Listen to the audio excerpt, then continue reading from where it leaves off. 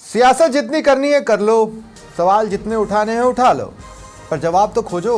उनको तो भेजो जेल जिन्होंने किया नकली खाद नकली बीज का खेल। नमस्कार, वक्त है प्रश्नकाल का। आपके साथ मैं हूं स्वप्निल। बाबा ने मारी रेड, क्या सिस्टम नहीं साबित हुआ बैड? खैर, कांग्रेस को लगा मंत्री भय फैला रहे हैं। एक बात तो साफ है, किसान भयभीत है, अन्नदाता भयभीत है, पर क्या जिम्मेदार भयभीत है? प्रश्न यह भी कि कांग्रेस को क्यों लगता है कि भय फैलाया जा रहा है? क्या कार्रवाई नहीं होनी चाहिए थी? और सबसे बड़ा प्रश्न, 2022 तक किसानों की आय तो दोगुनी होनी थी, ऐसे होगी क्या? आज इसी पर चर्चा करेंगे। मेरे साथ जो गेस्ट पैनल जुड़ रहा है, आपको इंट्रोड्यूस करवा देता हूं। बीजेपी प्रवक्ता कृष्ण कुमार जानू जी मेरे साथ हैं, और मनोज गोयल हैं, पूर्व मेंबर हैं एडवाइजरी बोर्ड उर्वरक मंत्रालय के।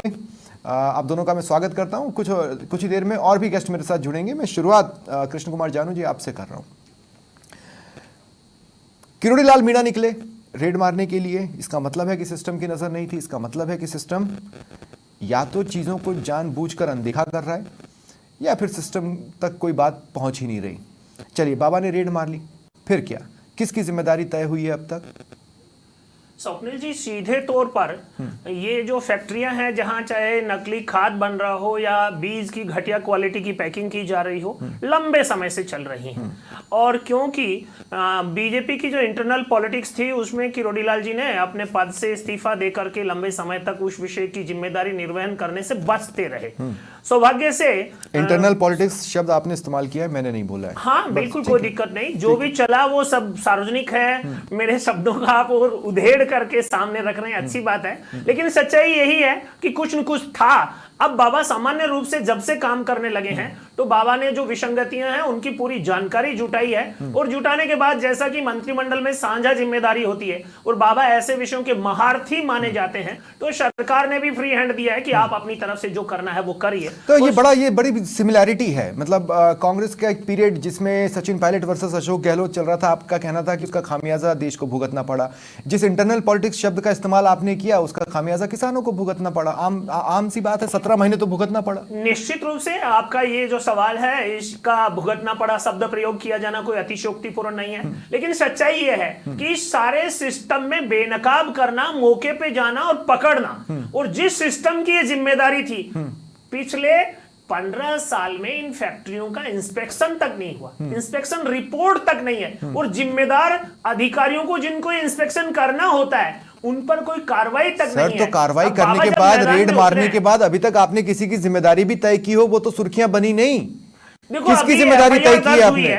वो तो जांच होगी और कल्प्रिट पकड़ा जाएगा, जिम्मेदारी तो तय होगी ना साहब। देखो, ये सारी बातों में जो प्रक्रियागत बातें हैं, हमारे देश में कानून का शासन है और कानून का अपना काम करने का एक तरीका है। जैसे न्यायालय का निर्णय करने का तरीका है, कानून का और जांच एजेंसियों का अपना काम करने का तरीका है।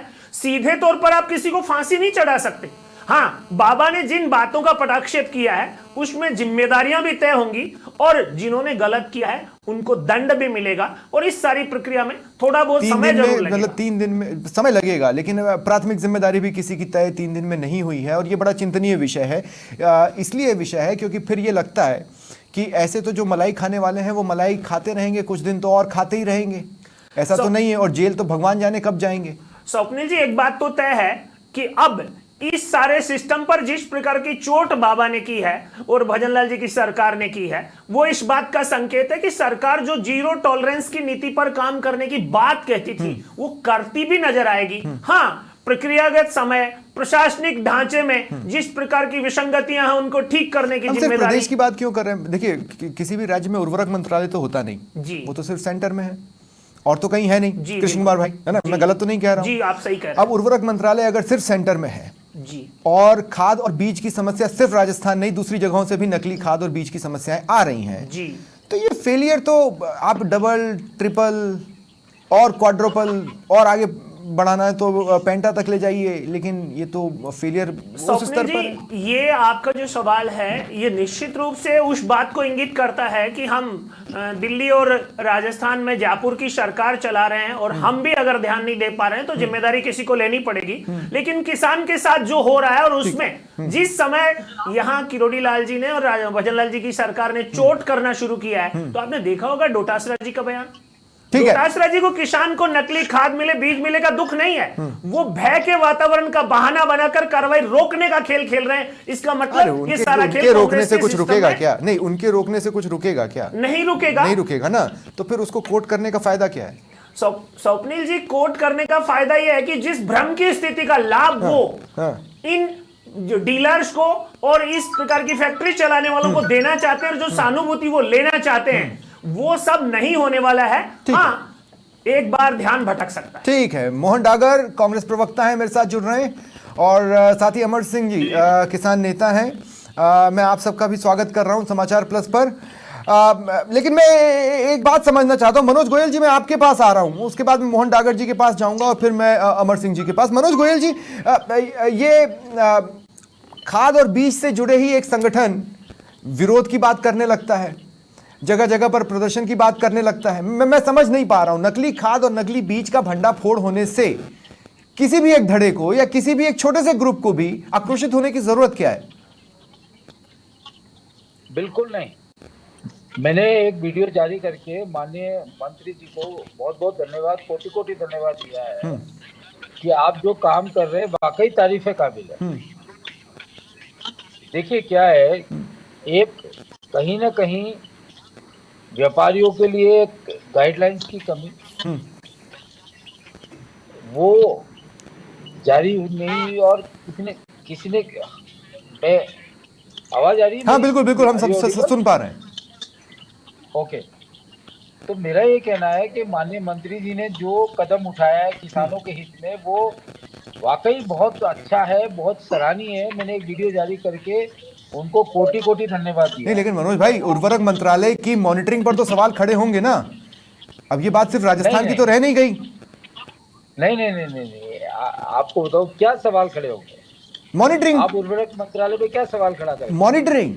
आज जेपी नड्डा जी ये कह रहे हैं कि सारे राज्यों से हम इन जिम्मेदारियों की अपेक्षा करते हैं। कृषि राज्य का विषय है। हाँ बिल्कुल है। कृषि केंद्र का विषय नहीं है, राज्य का विषय है। और राज्य सरकार जब जो राज्य सरकार रहती है वही उसको संज्ञान में लेती है। और मैं माननीय मंत्री जी का, किरोड़ी लाल जी का बहुत बहुत कोटि कोटि धन्यवाद देता हूँ। ठीक है।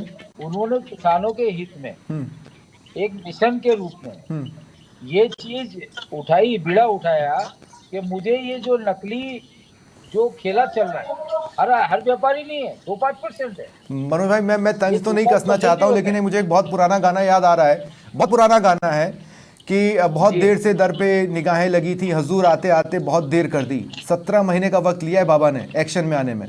हम उनकी तारीफ कर रहे हैं। मैं उस पे कोई कमेंट नहीं करना चाहता। ठीक है। बाबा तो 1 महीना में वो काम कर देगा जो 6 साल में नहीं हुआ। बाबा का जादू तो अलग है। ठीक है, कमेंट वो भी अलग मिट्टी के बने हैं। ठीक है। लेकिन हाँ, उनकी मंशा, उनकी नीयत एकदम साफ है।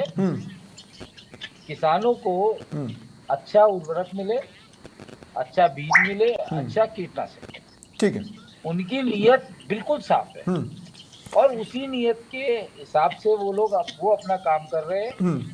और मुझे खुशी है, मैं ठीक है व्यापारिक संगठन से जुड़ा हुआ, केट से जुड़ा हुआ, confederation of all India traders, जो राष्ट्रीय व्यापारिक संगठन है। ठीक है। जिसकी स्ट्रेटेजिक एडवाइजर पूर्व मंत्री स्मृति ईरानी जी है, राष्ट्रीय अध्यक्ष बीसी बर्दिया जी नागपुर से, और उसके राष्ट्रीय महामंत्री प्रवीण खंडेलवाल जी है, जो माननीय सांसद है चांदनी चौक से। उन्होंने एग्री विंग बनाया, उसका मैं राष्ट्रीय अध्यक्ष हूँ। ठीक है। नेपफ के नाम से। ठीक है मनोज भाई, मैं आगे आपके पास आऊंगा और संगठित गिरोह की संभावनाओं पर बातचीत करूंगा, लेकिन अब मैं मोहन डागर जी को भी चर्चा में शामिल करना चाहता हूं। मोहन डागर जी, बाबा भय फैला रहे हैं, तो मैं तो कहता हूं कि हाँ, फैलाना चाहिए। मतलब इसलिए फैलाना चाहिए ताकि जो गलत काम कर रहे हैं उनको ये लगे कि हमारा पर्दाफाश हो सकता है। तो मतलब कांग्रेस बाबा की ये छापामार कार्रवाई के खिलाफ है, साथ है, या इशू बेस्ड पॉलिटिक्स करने का दिखावा कर रही है? नहीं, हमने माननीय किरोड़ी लाल जी ने किशनगढ़ में जो किया, उसके लिए मैं भी कई बार चैनल्स पे आया हूँ और मैंने कहा कि ठीक किया, अच्छा किया।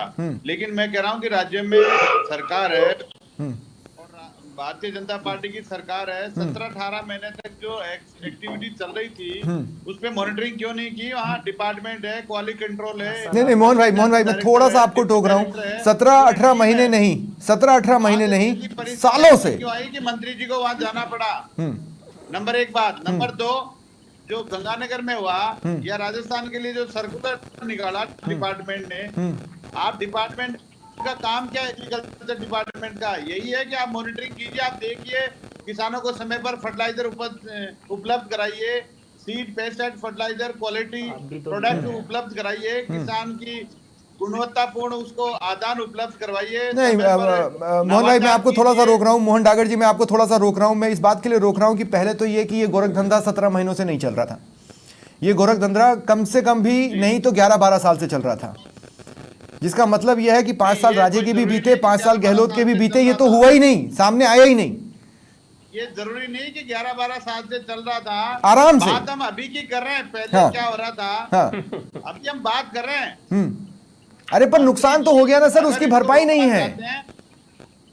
लेकिन व्यापारियों के लिए कोई नकली और इस तरीके से एक्टिविटी जो भय और आतंक का माहौल हो रहा है, उसकी जरूरत नहीं है। कैसे नहीं, 2 सेकंड। अगर पुलिस को यह लगता है कि मेरे घर में बम हो सकता है और मैं आतंकवादी हूं, तो पुलिस मेरे घर पे छापा मारेगी, फिर कुछ नहीं निकले तो पुलिस अपना सब मुंह लेकर चली जाएगी।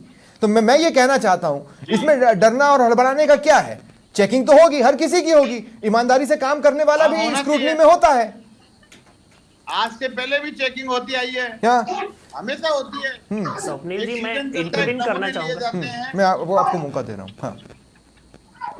हाँ मोहन डागर जी, अपनी बात कंप्लीट करें। हाँ। एक ये नया काम नहीं है। हाँ। एक सभी भी सीजन आता है, चाहे रबी की सीजन हो चाहे खरीफ की सीजन हो, कृषि विभाग एक परिपत्र जारी करके बाकायदा नमूने लेता है, इंस्पेक्शन होता है, एक एडवाइजरी जारी करता है डिपार्टमेंट।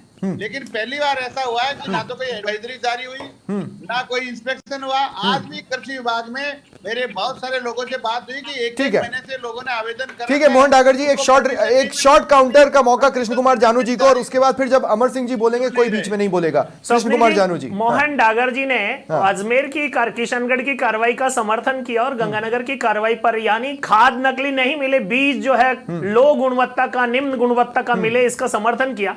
उसका लिए सीधा सा कारण है कि मोहन डागर जी का भी जो पुश्तैनी व्यवसाय है वो खाद बीज से ही जुड़ा है, वो भी बीज के उस सारे सिस्टम से जुड़े हैं। आपको चेकिंग से इसलिए किसी ने नहीं रोका। उनके 11 साल में कितने चेक हुए हैं, एक बार वो बताएं कि सरकार ने उनको चेक किया है क्या? अरे पर बाबा को किसी ने रोका नहीं था ना, वो उनके यहाँ भी तो जाके चेक कर सकते थे। मैं किसान हूँ, आपको आपकी जानकारी के लिए बता दूं, जो किशनगढ़ में कार्रवाई हुआ उसके लिए मैं धन्यवाद दिया है मैंने मंत्री जी को। ठीक है, और मैं कह रहा हूँ गंगानगर में भी आपने ठीक है मोहन भाई, मैं अब आपको रोक रहा हूं। अमर सिंह जी के पास में जा रहा हूं। यहाँ पर अमर सिंह जी एक किसान नेता है। अमर सिंह जी, मैं आपसे ये बात पूछना चाह रहा हूं, किसानों ने राहत महसूस की है या दरअसल किसानों को आक्रोशित, किसान तो वैसे ही आक्रोशित हैं और बहुत से कारणों से आक्रोशित हैं, उसमें एक कारण का इजाफा हुआ? नहीं, सबसे पहले तो मैं मंत्री जी को धन्यवाद देना चाहूंगा कि पिछले 50 वर्षों में किसी ने पहली बार किसान हित में ऐसा काम किया है। लेकिन मंत्री जी ने अपना काम किया है। अधिकारियों की जिम्मेवारी अभी तक तय नहीं हुई। एग्जैक्टली। हमारी गंगानगर में 2023 में बीटी पोर्टल पे बहुत बड़ा फ्रॉड हुआ और किसानों की करोड़ों रुपए की फसल जो है वो बर्बाद हो गई। हमने जयपुर से प्रदर्शन किया, किसानों पे लाठीचार्ज हुआ, सरकार ने 1125 करोड़ रुपए मंजूर किए, तो आज तक नहीं मिले और ना ही उन कंपनियों की जांच हुई। अब फिर गंगानगर एक बीज को बनाने 12 साल लग जाते और यहाँ कंपनियां हर साल नई पैदा हो रही है, नया बीज लेके अपना ब्रांड बना के मार्केट में बेच रही है, किसी ने ध्यान नहीं दिया। हमारा निवेदन, हम आज भी गंगानगर में प्रदर्शन किया, जिला कलेक्टर महोदय से हम मिले हैं और ज्ञापन सौंपा है उनको कि आयुक्त स्तर की जांच और कार्रवाई पर दोषी है उनको सख्त सजा मिले। जब आप दूध की रखवाली दिल्ली से करवाओगे तो जांच कैसे होगी? वही अधिकारी जो यहाँ बातों से बैठे हैं और उनको लाइसेंस दे रहे हैं, उनको प्रामाणिकता दे रहे हैं वही उस बीज की जांच करेंगे। आज गंगानगर में जहाँ का कृषि विभाग ने एक अनुपातना रिपोर्ट प्रस्तुत की है जिला कलेक्टर महोदय ने, तो जो 1000 क्विंटल बीज वहाँ फैक्ट्रियों में पकड़ा गया है वहाँ मात्र 50 क्विंटल 60 क्विंटल दिखाकर ये कहा गया कि उससे ऊपर की पर्ची नहीं पाई गई। अच्छा। जबकि मंत्री जी ने खुद ने एक्सपायरी डेट के बीज कॉटन के पैकिंग खाली करके नई पैकिंग भरते हुए दिखाया और दूसरे बीज जिनके विभाग से कोई अनुमति नहीं दी उनको आज क्लीन चिट को देने नहीं तो अमर भाई मुझे एक छोटी सी बात बताइए, ऐसा तो हो नहीं सकता कि नकली खाद या नकली बीज की शिकायतें अलग अलग पोर्टल्स के जरिए या लिखित में या मौखिक तौर पर अधिकारियों से की ना गई हो या विभाग तक पहुंचाई ना गई हो? ऐसा तो हो ही नहीं सकता। बिल्कुल किसान संगठन लगातार इस बात को उठा रहे हैं, पिछले कई वर्षों से उठा रहे हैं, लेकिन कार्रवाई करने का दिमाग आज तक किसी ने नहीं की। 2012 में हमारे यहाँ कृषि अधिकारी नारायण जी को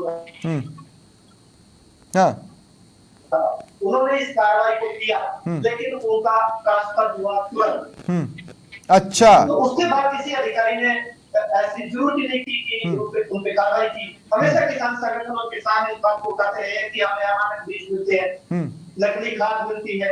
आज जिस दवाई तो श्री गंगानगर की कार्रवाई पे थोड़ा सा प्रकाश डाल दो ना अमर भाई सिर्फ इतना बता दो ना कि जिस जगह पर छापा मारा गया वो कितने समय से चल रहा था?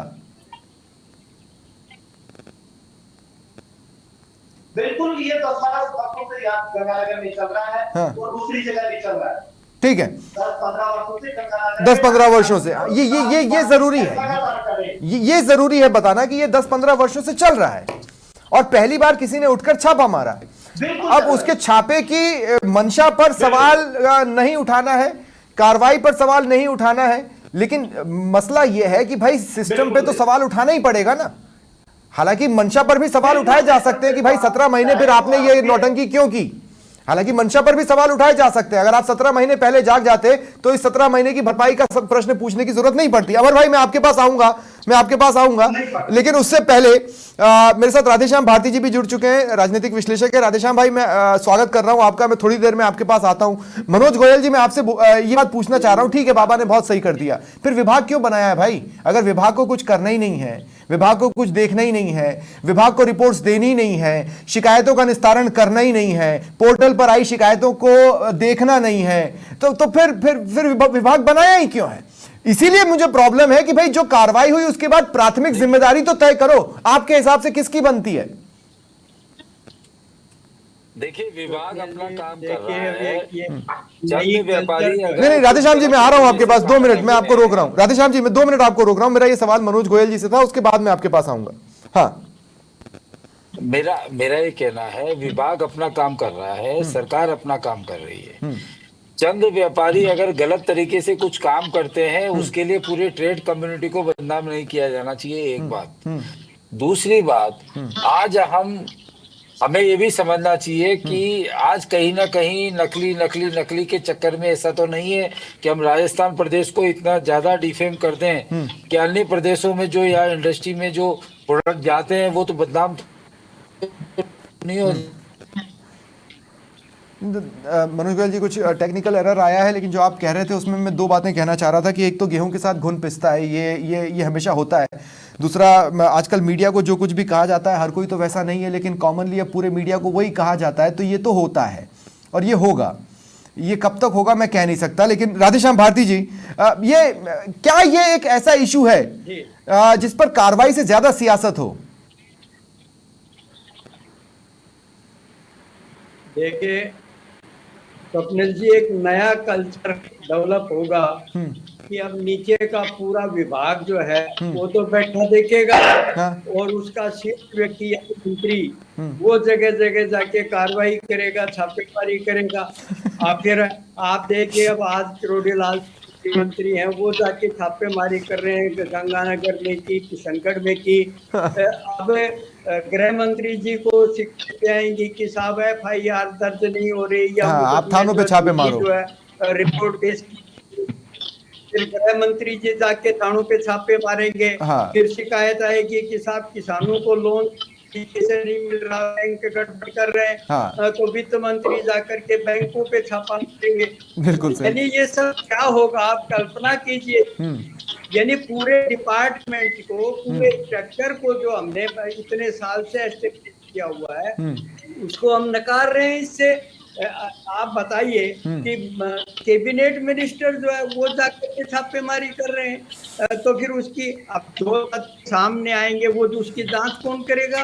भाई उसकी जांच भी विभाग ही करेगा या बाहर से कहीं से आदमी आएंगे? यानी नीचे से लेकर के ऊपर तक देखे, ये मिली भगत का सारा सौदा है और उस पे ये ओवरलैपिंग की जा रही है इस तरह से, किसानों को आक्रोशित करने के लिए और एक तरह से ये उनको खुश करने के लिए कि देखो ये सरकार किसानों की कितनी हितैषी है।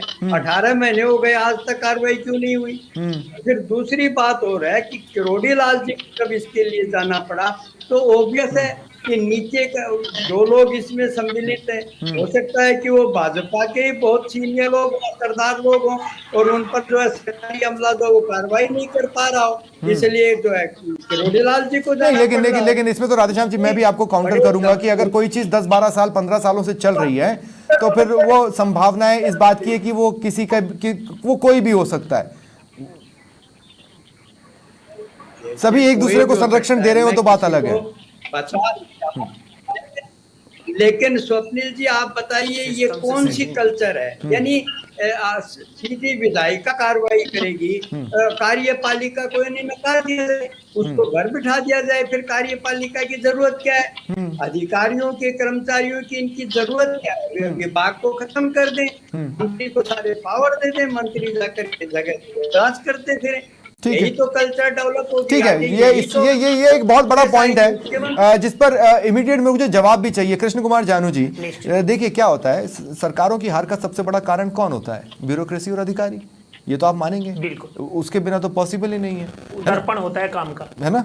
तो ये दर्पण है निश्चित रूप से। कार्यपालिका और जो इस प्रकार के काम करने वाले हैं उनकी सेटिंग के कारण विधायिका को छापेमारी करनी पड़ रही है। आज मंत्री अगर तो कार्यपालिका से अपेक्षा करे नहीं तो अब हम आपसे किस बेसिस पे अपेक्षा करें? एक्चुअली फिर हम आपसे किस बेसिस पर अपेक्षा करें? जिस प्रकार की जीरो टॉलरेंस हमारी सरकार ने अपनाई है, यही कारण है कि सरकार के मंत्री को कार्यपालिका से ऊपर उठकर ये काम करना पड़ा है, क्योंकि इस बात में 10-12 साल की जो सेटिंग है वो एकदम से बाहर नहीं आ सकती। आपके जीरो टॉलरेंस को अधिकारियों ने नहीं ओढ़ा।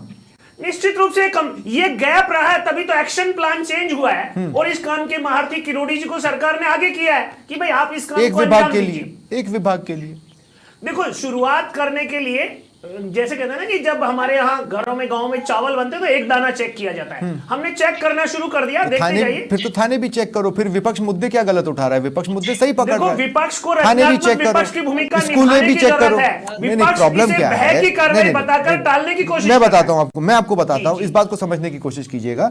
जब किरोड़ी लाल मीणा छापा मारने निकलते हैं तो उनको खाद, बीज और ये सब नजर आता है जी। जब किसी स्कूल में मदन दिलावर पहुंचते हैं तो उनको बच्चों की यूनिफॉर्म और टीचर्स की ड्रेस ये नजर आती है। कहने का मतलब ये है कि कौन किस पर्सपेक्टिव में देख रहा है और ले रहा है, ये भी तो मायने रखता है ना साहब। नहीं, निश्चित रूप से मायने रखता है। मदन जी को भी देखना चाहिए। बहुत जगह 2-2 साल से स्कूटियां खड़ी हैं जो बच्चियों को बंटनी थी और वो वहीं खड़ी हैं गैरेज में, बंटी नहीं है। तो मदन जी को भी ऐसे कार्रवाई देनी पड़ेगी और इस सारे विषय में सिस्टम को ठीक करना है तो ब्यूरोक्रेट ओरिएंटेड पॉलिटिक्स नहीं चलेगी, क्योंकि जनता ने वोट भारतीय जनता पार्टी को दिए, ब्यूरोक्रेसी को नहीं। हाँ नहीं, लेकिन उन्होंने आपको वोट इसलिए दिया है कि इन अधिकारियों को दौड़वाओ और इस तरह के हालात न बने। दौड़ना आप ही को पड़ रहा है, तो इसमें कमजोर पिक्चर आपकी बन रही है कृष्ण कुमार जानू जी। देखो, पिक्चर का ये प्राइमरी स्वरूप है। अब जब एक्शन में पिक्चर आएगी तो जनता भी हमारे साथ जाएगी। देखते हैं। मैं डिबेट थोड़ी सी एक्सटेंड कर रहा हूं। मेरे कुछ गेस्ट अभी रह गए, उनको मैं बराबर मौका नहीं दे पाया हूं। मैं इसे जरूर थोड़ा सा एक्सटेंड करूंगा। मैं मोहन डागर जी एक बार फिर आपके पास आ रहा हूं। मोहन डागर जी, प्रॉब्लम क्या है? देखिए, इस बात को समझना पड़ेगा। क्या है कि जो किसान है वो अपनी समस्या एक जरिए के थ्रू ही पहुंचा सकता है ना? मतलब ये कोई 50 या 60 का दशक तो है नहीं जब नेता बहुत इजीली अवेलेबल हो जाएं। आज नेता रूठते भी हैं, घर में भी बैठ जाते हैं। अब प्रॉब्लम क्या है? प्रॉब्लम यह है कि कांग्रेस सड़कों पर इन मुद्दों को लेकर नहीं है। कांग्रेस सड़कों पर ईडी, सीबीआई, राहुल गांधी पर कार्रवाई हो गई, हाय हाय हाय, भाई उसी को लेकर सड़कों पर है। अगर किसानों की आय 2022 में दोगुनी नहीं हुई, लड़ जाना था किसानों के लिए, और या फिर सिर्फ दिखावा करना था टीवी डिबेट्स में बैठकर, तो वो तो आप कर ही रहे हैं। नहीं, आप गलत बोल रहे हैं।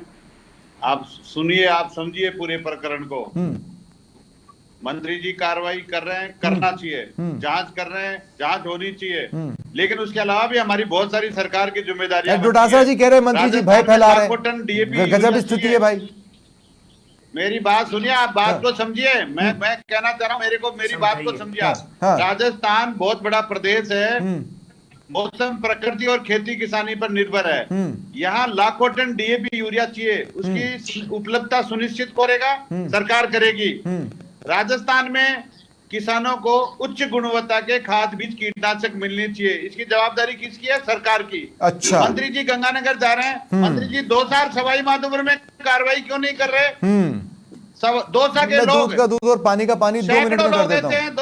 दौसा में और जयपुर में आकर मैं दूध का दूध और पानी का पानी 2 मिनट में कर देता हूँ। मैं सिर्फ 2 मिनट में इस दूध का दूध और पानी का पानी कर दूंगा। मेरे पास अमर सिंह जैसे किसान नेता मौजूद हैं। अमर भाई, मुझे सिर्फ एक बात का जवाब चाहिए, और वो जवाब ये कि खाद और बीज की समय पर और गुणवत्तापूर्ण खाद और बीज की समय पर उपलब्धता को लेकर किसान पिछले कितने सालों से आपको प्रदर्शन करते नजर आए? क्या एक साल भी ऐसा बीता जब इस इश्यू पर प्रदर्शन ना हुआ हो? बिल्कुल नहीं, हर साल होता है। हमेशा किसान को जब बिजाई का वक्त आता है तब बिजली के लिए, पानी के लिए और बीज के लिए संघर्ष करना पड़ता है सड़कों पर, और आज भी करना पड़ रहा है। और लगातार पिछले लंबे वर्षों से 17 महीने में तो किशनगढ़ में जो उर्वरकों की फैक्ट्री लगी, राजस्थान का 50% से ज्यादा सीड प्रोडक्शन गंगानगर में होता है। 30 से ज्यादा कंपनियां यहाँ बीज उत्पादन करती है। हाँ। क्या वो 17 महीने में बनी है? जहां बीज अमानत पाया गया सभी फैक्ट्रियों में लगभग, क्या वो 17 महीने में हुई है? हम तो मंत्री जी को धन्यवाद देना चाहते हैं कि इस कार्रवाई को लगातार पूरे राजस्थान में जारी रखे। इसके साथ साथ जिम्मेदार अधिकारी हैं उन पे भी कार्रवाई हो। बिल्कुल, और मैं इसीलिए कह रहा हूं कि प्राथमिक जिम्मेदारी कम से कम किसकी है, ये तो बोलना चालू करें भाई। मैं राधेश्याम जी क्लोजिंग कमेंट आपसे ले रहा हूं। मैं ये कह रहा हूं कि सवाल मंत्री की मंशा पर है ही नहीं, सवाल तो इस बात पर है कि जिस वजह से ये हालात बने उसको सुधारने की क्या कोई उम्मीद की किरण नजर आती है? ये तो फिर होगा, बार बार होगा और होता रहेगा। देखिए, मैं ये वास्तव में मंत्री जी किसानों का भला चाहते हैं तो विभाग के जो जिम्मेदार अधिकारी हैं तुरंत उनको बर्खास्त किया जाए। तब बात जमती है कि वास्तव में मंत्री जी सुधार लाना चाहते हैं। और ऐसे जाकर के इसको हम क्या कहेंगे? देखिए, ये तो हम इसको न्यायपूर्ण कदम नहीं मान सकते, ये विवादित कदम होगा। अब उसको कुछ लोग ये कहेंगे कि ये पक्ष में है किसानों के, कुछ कहेंगे कि नहीं साहब डेमोक्रेसी के खिलाफ है। बात ये है कि मंत्री जी अभी ऐसा बोल्ड स्टेप लें कि जो अधिकारी इसके लिए जिम्मेवार हैं उनको तुरंत बर्खास्त करें। तो वास्तव में हम सराहना करेंगे कि उन्होंने जनहित में और किसानों के हित में एक अच्छा कदम उठाया। जी, किसी को तो प्राथमिक जिम्मेदार मानो। चलो, बर्खास्त करने तक आपको जांच करनी है और वो जांच वाला झुंझुना पकड़ाना है तो तब तक के लिए सस्पेंड करो, लेकिन कुछ तो करो। हमें भी तो पता चले कि प्राथमिक जिम्मेदार कौन है। बहुत बहुत शुक्रिया आप सभी का मेरे साथ जुड़ने के लिए और इस चर्चा में शामिल होने के लिए। फिलहाल इतना ही, नमस्कार।